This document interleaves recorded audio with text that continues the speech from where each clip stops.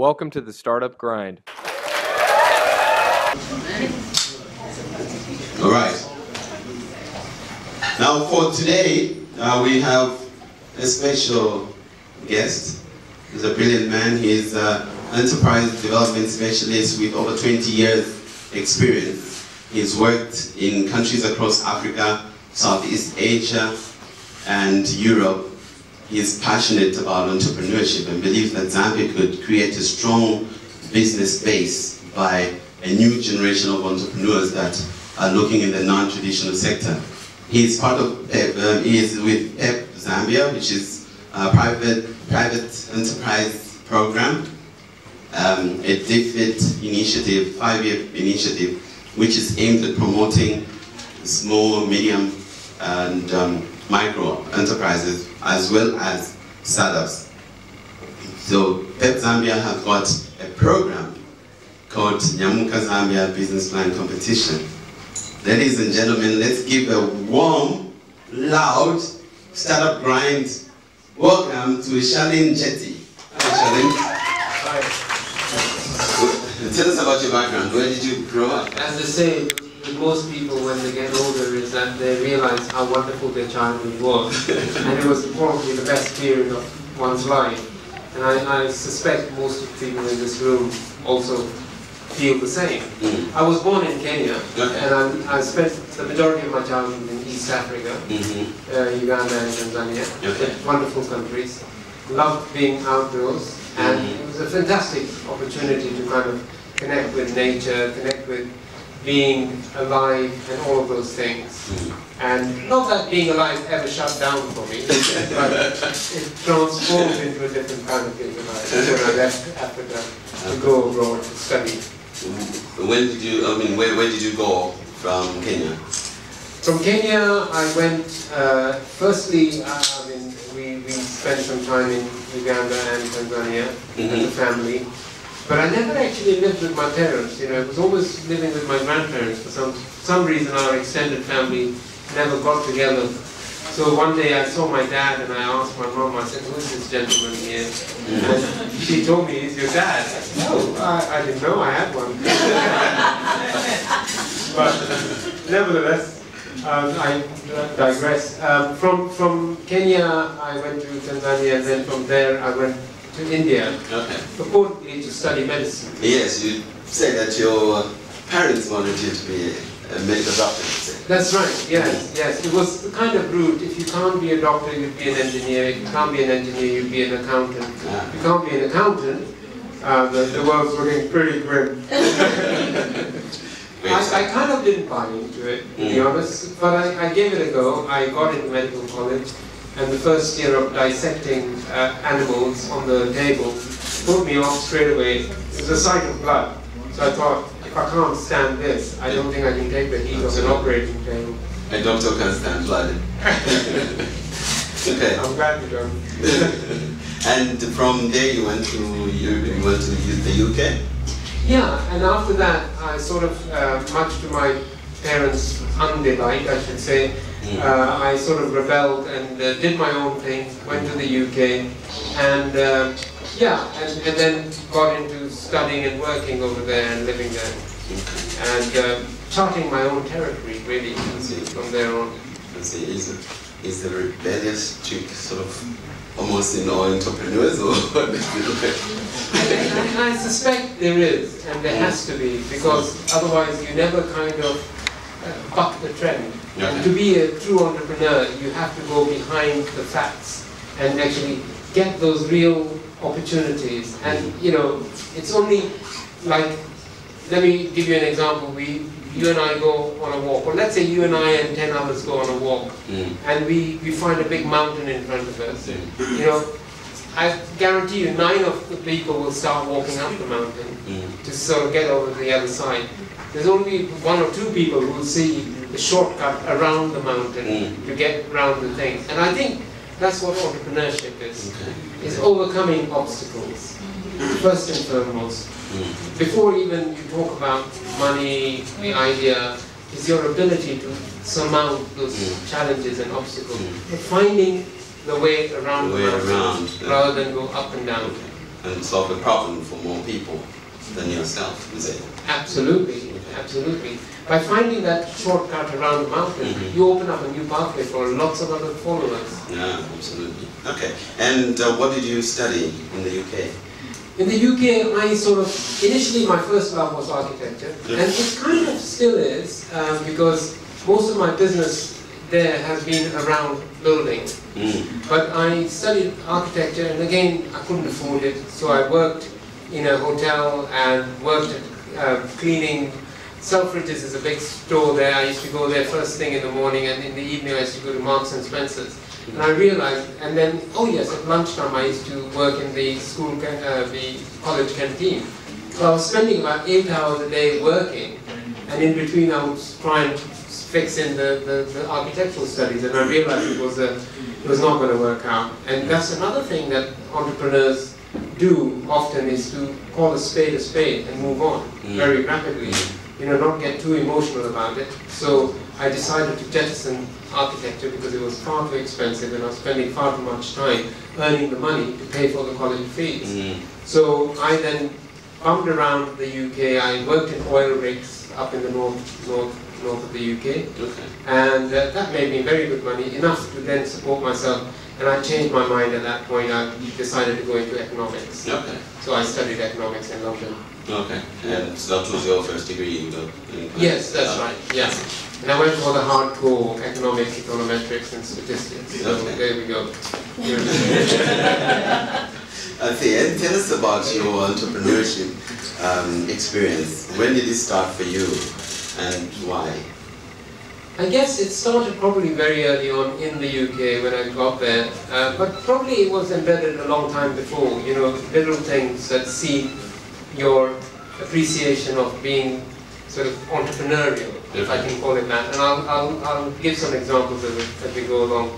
But I sort of started working in the UK from a young age, setting up. I would say I was looking at the problems in terms of society, and there were lots of homeless people around me, you know, where I lived. By the way, I squatted, I must admit, for the first 5 years of my time in the UK, because I didn't have enough money to rent a house. So, is anybody familiar with squatting? Yes. Okay. Yeah, you find an empty building, run down, and you live in it, and then you do it up a little bit, and then the landlord comes and throws you out. Oh, that's hectic squatting. That's advanced level squatting. That We were is squatting at advanced. university, but like where you share a bed with your roommate. That is squatting that most of us would know. But, right. Wow. Okay. No. This is hardcore squatting. You don't know who's going to be occupying the room next to you. Really? Absolutely. Wow. Yeah. So anyway, I mean, I kind of was squatting and realized that a lot of homeless people, you know, were around me. I didn't count myself as homeless because I knew that I could create choices in my life if I wanted to. I was poor, but I wanted to create the choices. So I thought, I can't label myself as a victim. I need to move on. But I did see that there were a lot of homeless people, so I set up a cooperative, a workers' cooperative. There was a lot of work around, and many people were employing homeless people or other painters, plumbers, people like that, and many homeless people had skills. So I put them together, set up a cooperative, looked for some work with, usually it was community projects, and then they started to get work. And so that was my first venture into kind of entrepreneurship, because I was trying to think outside the box. And from that, I developed another housing cooperative, which went on to sort of look at setting up short-term housing for homeless people.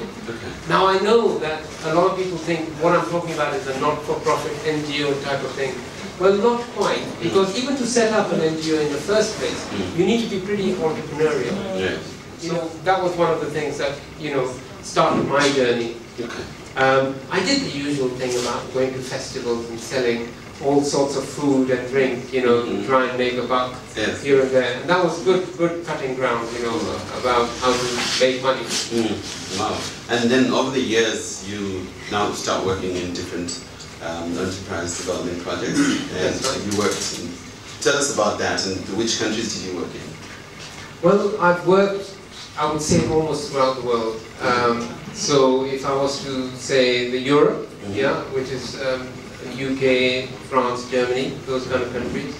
I've worked in Southeast Asia a fair amount. That's India, Sri Lanka, and Vietnam. And I've worked in Afghanistan for a very short while, Yemen for a very short while. It wasn't because I was going there for the danger zone, it just happened to be a job at that time. But I've worked in Sub-Saharan Africa quite a bit as well, Sierra Leone, Ghana, Kenya, Tanzania, and here in South Africa. Okay. And from your experience, what are the major differences would you see between Asia, for example, and Africa, or Europe and Africa? And then we're going to drill down into the African countries. What are some of the big differences in terms of entrepreneurial mindset? Well, I think in terms of the big picture stuff, I don't think there is much difference between an entrepreneur, a true entrepreneur in Africa or in Kenya or in Zambia and an entrepreneur in India. I think they have the same mindset. I won't get into this perennial question, are entrepreneurs born? Because it's a minefield. You know, I think they are a bit of both. Yeah, they're a bit of both. Too. You sort of agree, yeah. Because I've always thought that, you know, it can't be as easy as one answer. It's got to be complicated.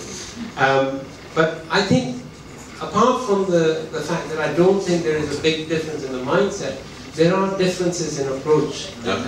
And the approach is often very culturally and economically driven by the norms of that country. You know, so if you're habitually worried about not getting finance from the banks or not being able to access finance, then all your mindset is thinking about the fact that in Zambia it's difficult to get finance.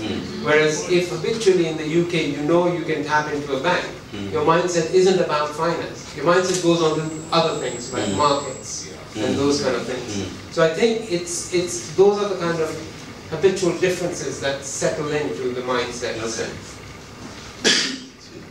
And when you talk about that, I get a lot of people asking me all the time to say, if only I had money, I'd do this. If only I had money, I'd do this. I'm struggling because I need capital. What's your take on that? Is it really capital holding people who want to be entrepreneurs back, or are there other ways that they make things happen and people get to funding? Yeah, it's a very difficult question, because on one hand, if I say something, I'll be shocked. Say what's on your mind. I know, I will have to. I personally believe it cannot be always the money. And that's a very diplomatic answer. But it cannot... Give us the hardcore answer, not diplomacy, because people really need to know the truth. Yes, yes, I agree. I think money kicks in after a while, but your first initial setup and spurt has to be on your own resources. Because if you develop something that relies on somebody else's input, so imagine, you know, I say to you, I want to develop this idea of the spaceship to the moon. And I tell you what, you come along and build that spaceship for me, and then we'll fly off together. You say, get off my back, because this is impossible. You're the originator of that thing. If you cannot put skin in the game, you cannot make something happen in the first instance, that first spurt, then you shouldn't be there in the first instance. I take the example, which is really encouraging of, I mean, there's plenty of, you know, it's easy to go back to the USA, for example, because they're full of them. You know, the guy who started the business in the garage and all of that stuff. Yes. But there was this kid in, I think he was in Tanzania or Uganda, I'm not quite sure, or Kenya, who started his solar project by himself. And he built it with elastic rubber bands or whatever it was it took. But he got on and did it. And then people said, right, he's produced a prototype, we can now invest in it. But to say that you need to finance a prototype is asking for a bit much.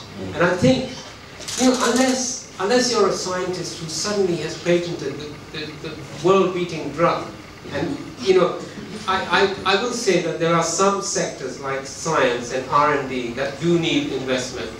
But the belief then comes from the R&D company to take that up. But the majority of us usually are entrepreneurial in an arena where we can make the prototype ourselves and make a go at it.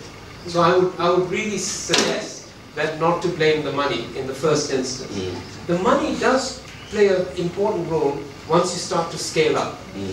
And it's the scaling that you need to decide. So I think, to be short and sweet about this, I don't think money is the key to unlocking the potential of the entrepreneur. Really? If it was, then we would all be entrepreneurs.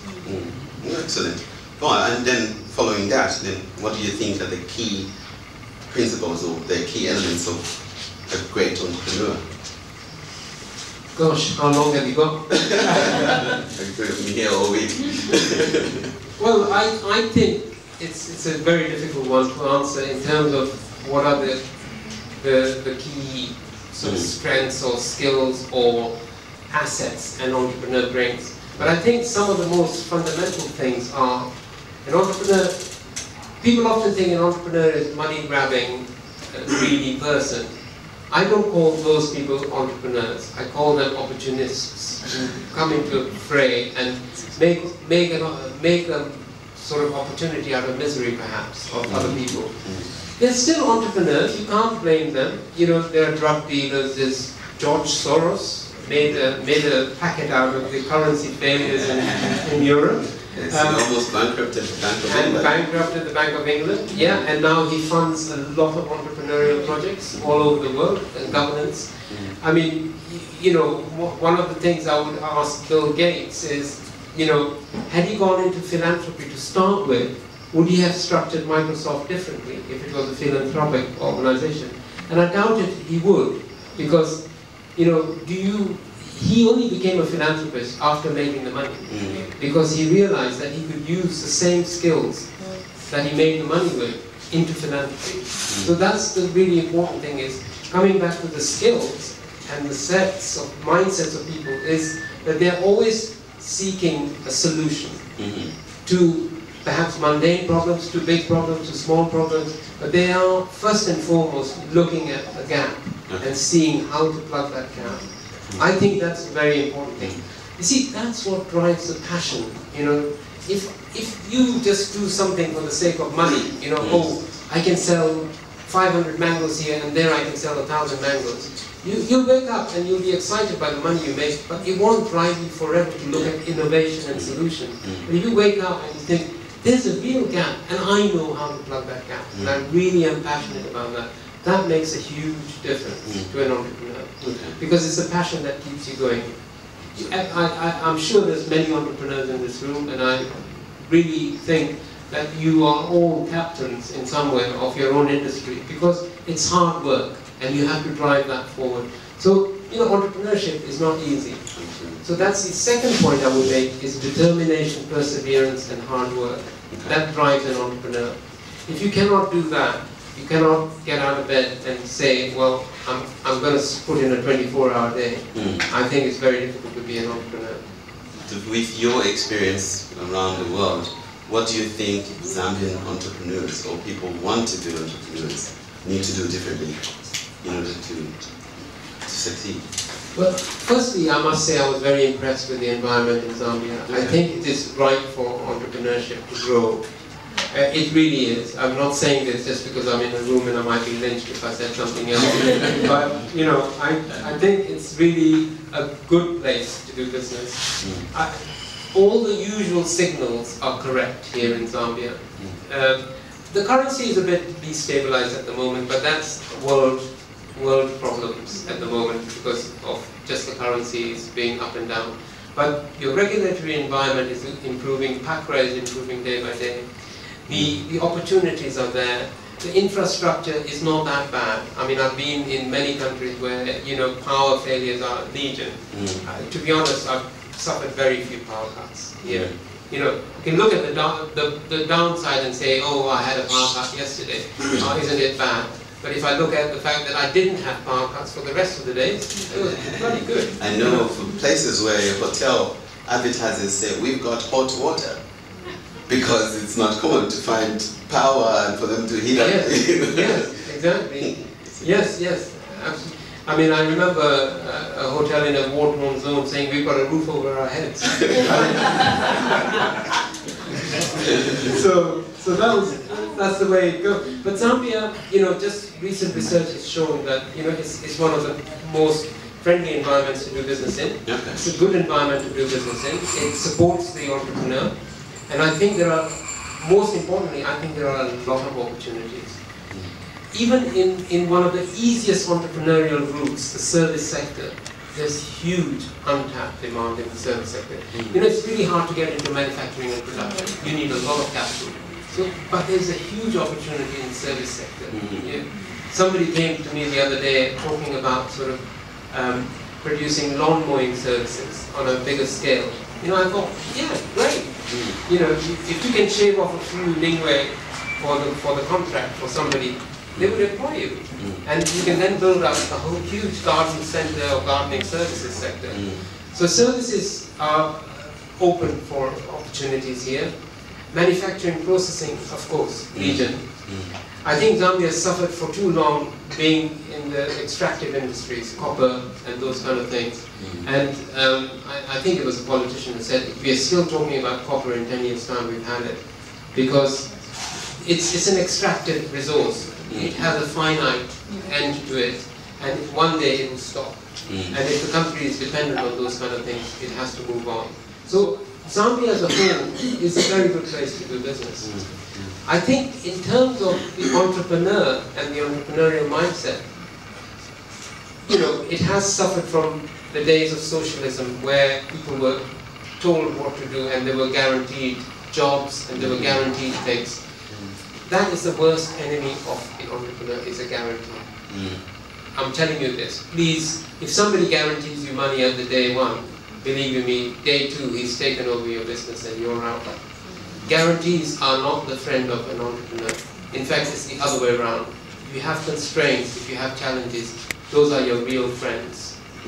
And I would say one of the things that the Zambian entrepreneur has to throw off is the need to basically have to do things in a certain way, in the old school way, because during the days of socialism you had to pander to this and that. And I'm not talking about just corruption or bribes, I'm talking about the fact that you are not able to go out and strike a deal in an immediate fashion. And entrepreneurship is about deals. Absolutely.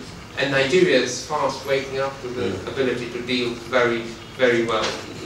So I don't know if that answers your question to a certain degree. It does. And now I think I'm interested to talk about the Nyamuka Zambia business plan competition. And last week, the Startup Grind globally had Guy Kawasaki, he used to work for Apple. He was the chief evangelist for Apple. Now he's with Canva. And he's got a book called The Art of the Start. And in that it says actually that don't write a business plan. So then now, tell us about this. Is it just to encourage people to write a plan and get money, or tell us more about it? It's interesting, yeah. I think, you know, Kawasaki's approach is about getting up and doing. And in fact, in our jingle, radio jingle that we have, we quote Walt Disney, who says, the time for action is now, stop talking and start doing. And so we believe in that. But we believe also that in terms of hurtling away into a new enterprise, let's say you're a startup, you need to think and focus a little bit of your energy. You need to plan ahead, because the planning is not about sitting there writing thesis. I get a lot of people in Nyamuka Zambia saying, a business advisor has written me a 20-page business plan, or I have written a 30-page business plan, or I have a thesis in front of me. It's not about a thesis. A plan is, if I was to go from here to Livingston, I need to know, hang on a second, how many miles is it up front? Which direction do I go? Sorry? 500 kilometers. 500 kilometers. See, now I'm already planning. 500 kilometers, I need to know that my tank is full enough to cover the ground. I mean, that's what a plan is. Okay. It's a basic route map, but it's not a static thing. You change it as you go along. It cannot be a piece of fossilized paper. You know, it's about, and you don't have to have dreams and dreams. It can be written on one page. And your plan is actually not more than 2 pages. It is no more than 2 pages. In fact, if people have this pack here, you will see that there's a business plan application form which is only 2 pages long. And the reason is to show people that you can plan a full world-beating system, business, in 2 pages. In fact, if you cannot marshal and focus your energies in 2 pages, I think you'll be very hard put to start a big business which requires so much input from all over the place. So I think, I don't disagree with Kawasaki. I think he's absolutely right. It's time to start doing, but do it with a good amount of forethought so that you are planning ahead. Okay. And tell us now, just maybe just a step back, just tell us everything about the business plan competition. What are you looking for? How do people apply? And what are the steps? And how do they win? How much? Right. Okay. I hope people manage to pick this up. That's the Nyamuka Zambia business plan competition. And Sandra, you very well explained its origins. It's from the PEPZambia program, which is a private enterprise program designed to support MSMEs. MSME stands for micro, medium and small enterprises. And it's primarily there as an enterprise stimulation. We call it an enterprise stimulation program. And what that does, and what it says on the tin, it stimulates people to wake up to the call. And so, if I was harboring for a number of years, maybe I've done a few things and failed at it, this is an opportunity for you to come out of the woodwork and really shine. So Nyamuka Zambia is a business plan competition. We are attracting both existing businesses and new startups, new entrepreneurs. With existing businesses, what we are looking for is an extension or innovation to your existing business model or idea. So if you're, for instance, I use this very trite example, and forgive me, I could use more complicated things, but if you're selling oranges on the roadside and you're selling 100 oranges and you think, Nyamuka Zambia, great, I can win by selling 200 oranges. I'll get the prize money and buy 200 oranges. I'm afraid you won't win. What we want to see is you selling orange juice rather than 200 oranges. We want to see an incremental step up to the next level, because otherwise you're just stuck in the same place. Part of the Nyamuka Zambia program as well as the PEPZambia program is to make people unstuck. You know, there are a lot of survival businesses in Zambia. In fact, 95% of the businesses in Zambia are at that level. The Zambia Business Service showed that the turnover of 95% of the businesses is around $1,000 a month, which is nothing. 95% of the business. Those top level businesses are the mines and those ShopRites and all of them. And most of them are they're foreign owned, the working capital is coming from abroad, the extractive industries take it and who knows where it goes. But the mainstay of the economy has to be those businesses, those small businesses and entrepreneurs who stay put. Now if 95% of them are turning so low, then there is something wrong. And it's because they're stuck. And often, not all of the 95% can do anything more than being stuck and creating a survival income for themselves. But even if 10% of them were to be taken to the next level, I guarantee you the country will start to shift. You know, because the dynamic shifts. Just to take an example, the whole world survives on a liquidity ratio of no more than about 10 to 15%. That means all the banks, all the financial systems just need about 10 to 15% liquidity to service the entire world economic system, which means I only need 15 kwachas in my pocket to service 100 kwachas out there. This is what I mean by the multiplier effect. You know, once you sort of get onto the bandwagon where you start to make that shift and jump up, you create a multiplier effect. And that's what we want to support. So the types of entrepreneurs we are looking for are people who of course, if they're new startups, have been harboring that passion of the idea that is there, burning in their desire to make it come to fruition. And we want those people to come out. But they also have the ability and dynamism to execute that idea. You know, it's not just about the idea. I have 20 ideas before breakfast, and I'm happy to give each one of you those ideas. But will they work? I don't know. Because you've got to go and execute them, not me. You know, so I think it's really important. In the Nyamuka Zambia business plan competition, I often get asked the question, will my idea be declared to other people because they will steal it and they will make a lot of money out of it? I mean, I think that's the height of paranoia, because if they are going to make money out of it, why don't you take that chance and make the money right now? You know, why wait for somebody? Ideas are cheap. Believe you me. I mean, ideas are cheap. I've got some cracking good ideas. If you want them, just give me one Ningwe and I'll give them to you. Right? I mean, what's important is execution. How do you make an idea stack up, take it forward, and create a full business out of it that people want to buy? So I think it's really important that the type of people we want to attract are people who can execute their idea. The other thing is about existing businesses as well as startups is we want to see innovation. By innovation, I don't mean simply a bright, sparky idea, the next penicillin or whatever. That'll be great if you can, but you should have been snapped up by the drug companies if you got the next antibiotic that can challenge all the problems that we face with antibiotics. But if you're just an ordinary entrepreneur, sometimes it is about improving the process ever so slightly. So let's say, we are talking like this with a microphone, and I see all the feedback and echo coming back, and I develop a small little program that stops the echo and feedback. Hey, that's a big money spinner, because thousands of conference centers in the world will want that. It's not the sexiest of ideas, it's not going to create a millionaire out of each product, but it's going to make you a lot of money at the end of the day, because that little incremental improvement is what drives business world. Apple, Microsoft, all of these have been built on incremental improvements. Well, I like that because at almost all the other interviews or the fireside chats we've had here, it has come up repeatedly that ideas don't mean much, if you don't execute, and still people hold on to that. Somebody steal my idea, but there are people with ideas and there are people who do things, and the people who do things usually don't come up with new ideas every day, so they stick to one thing and do it for a long time. And so I like that you reiterate that.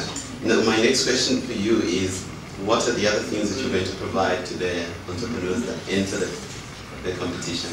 Great, thanks. I forgot that I need to talk to you about the process of the competition, because that's really important.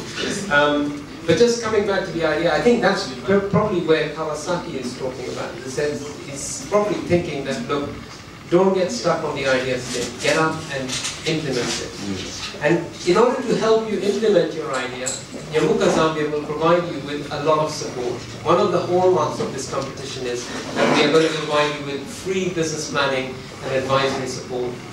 So initially, we are at this stage, the competition is open to applicants and entrants. And the closing date is 5th of May, so please hurry up if you're really interested.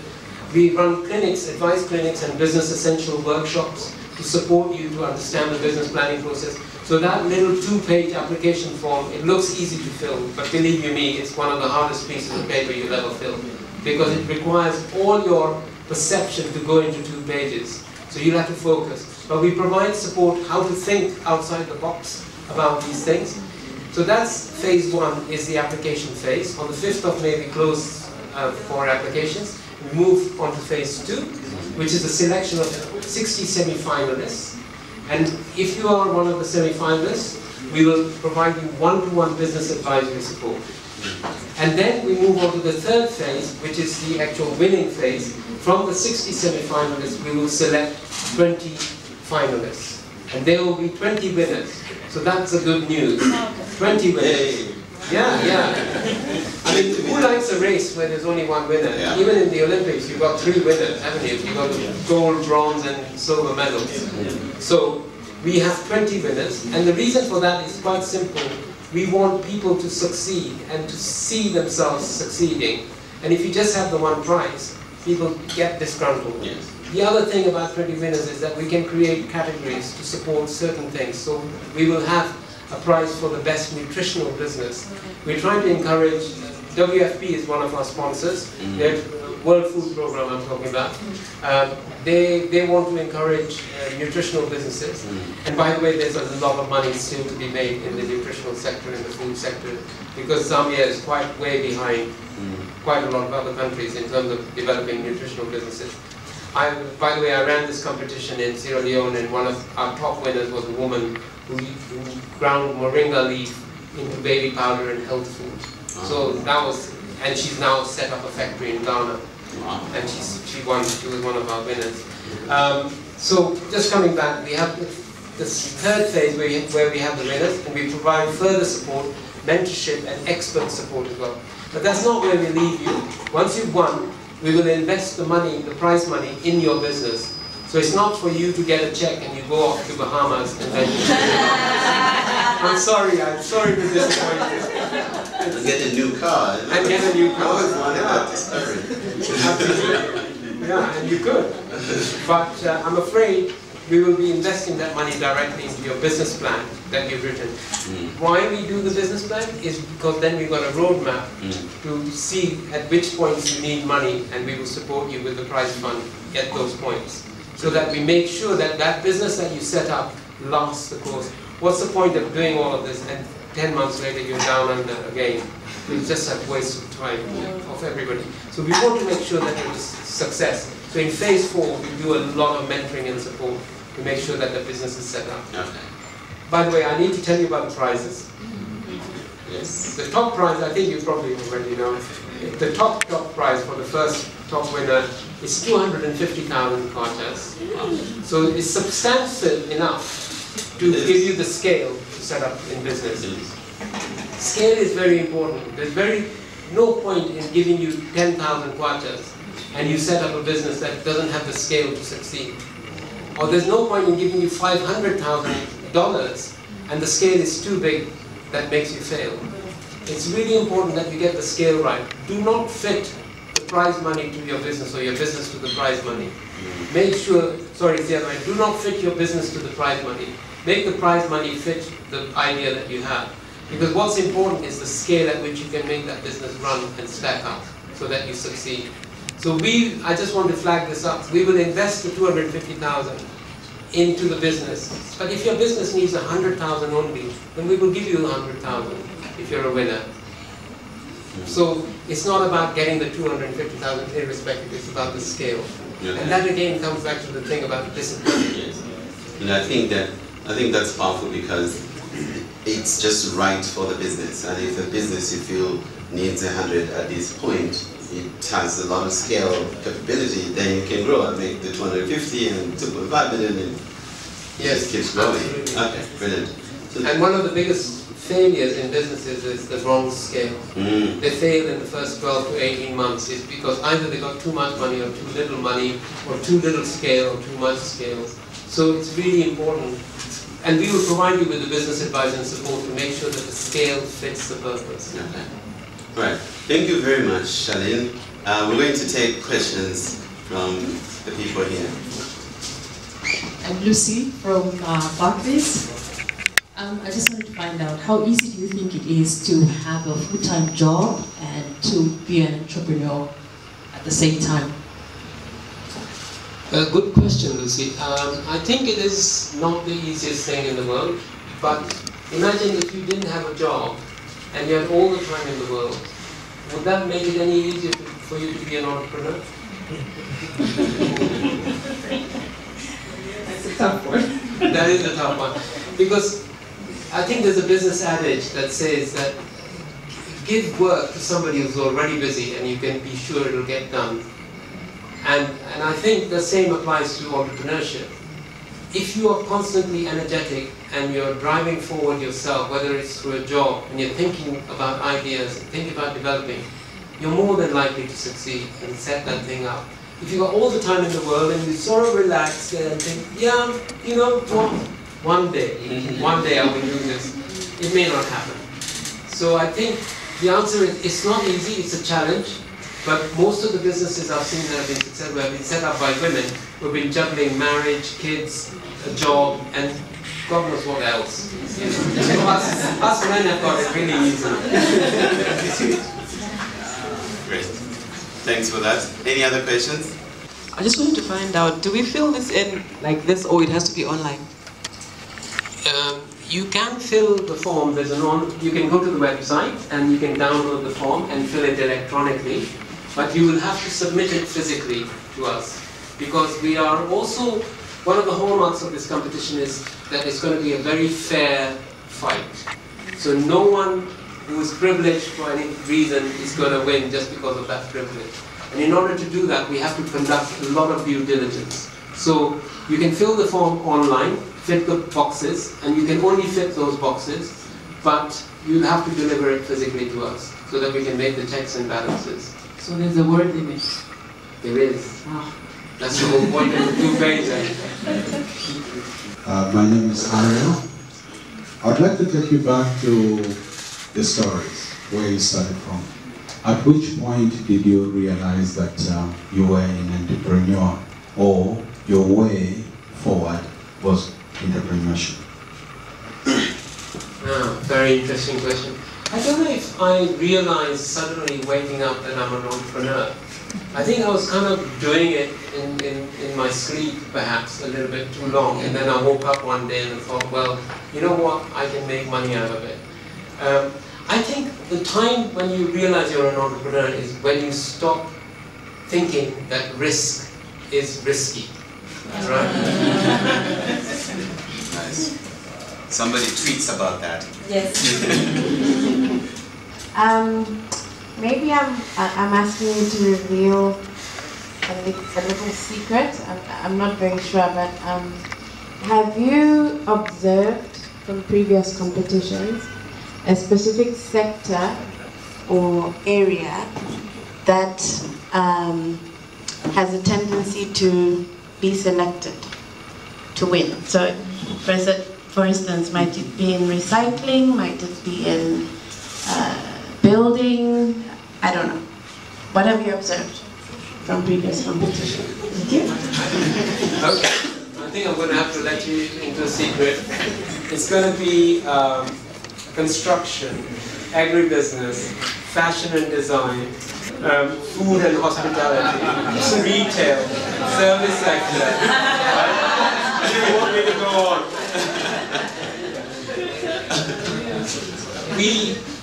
It doesn't really matter what the sector is.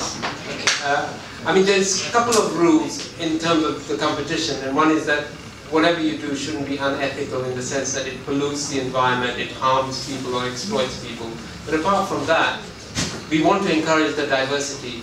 I mentioned earlier about the Zambian economy being not that diverse. I think 90% of the GDP is in extractive industries and a few sectors. What we want is a diversity in sectors. Generally, it doesn't really matter whether you're in the service sector, manufacturing sector, or processing sectors. You know, or the IT sector for that matter, intellectual capital. It's up, and anything will work as long as you can make it work. And as long as you see the gap in the market and you say, yeah, this really will satisfy the demand. In business, I must say there are two things. There are the demand fulfillers and there are the supply fulfillers. The supply fulfillers go out and create demand. So if they're successful businesses, what they do is they see that, yes, I mean, some of this demand is fulfilled, but what I want to do is create a new need in the marketplace. And that new need means a new supply, and then I can create that. So there's plenty of examples. The other types of businesses that are also equally successful is that the ones that meet demand. They observe and they see the demand and they meet that demand. And those businesses are also very successful. So those are the only two things I would say you should pay me for. Those secrets. I just want to find out, how did you overcome the fear to take off? Because a lot of people have attended meetings like this, have attended a lot of meetings of marketing, entrepreneurship, but they haven't yet started anything because they have the fear to take off. In your own case, how did you get started? Maybe you can encourage someone. Yeah, it's a very good question, and part of what Ariel was saying as well, and what I said is that, you know, risk is scary. You can wake up at night and sweat bucket loads. And you think, oh my God, you know, it's going to sink the ship that I've constructed. Noah's Ark, it's not going to make it. And I think there is no antidote to fear.